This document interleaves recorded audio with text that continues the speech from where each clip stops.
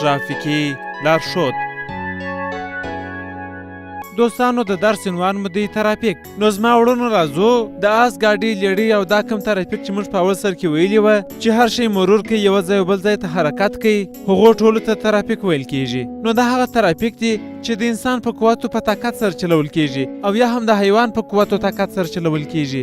مثلا د آس ګاډي د قانون داسې وایي چې دغه د آس ګاډي هر څوک چلی هغه باید په قوت کې یا په طاقت کې، معنا چې دا سړی باید حیوان یعنی د آس راوګرځي، یعنی ونه توریږي ونه غورځېږي که مشکلات رامنځته نه کړي. نو دی باید طاقتور د دغه ګاډیوان یونیفورم یا کالي د نورو څخه ما سوا وي چې وخت کې دی وپېژندل سي چې د آس ګاډي یا لیړۍ والا دی، یعنی وخت کې دغه حیوان ته که آس دی یا یو بل شی دی پر جاده باندې واښه وراچول یا یو بل شی وراچول یا هلته تړل دا غیر قانوني کار دی. باید د آس داسې ځای وتړي چې ونه توریږي، چاته مشکلات جوړ نه کړي. وخت کې چې څو د شپې له مخې یا په شپه کې یو څوک د آس ګاډي چلی باید چپه لاس ته یو څراغ روښانه کړي، یعنی نو ټرافیک باید په دې باندې پوه سي چې د آس ګاډي درځي ځای پورې یعنی د ده څخه سبقت کوي، د دې آس ګاډي څخه تیریږي، یعنی د دې آس ګاډي اندازه هغه ته باید معلومه سي. نو ده باید څراغ روښانه کړي او لګولی.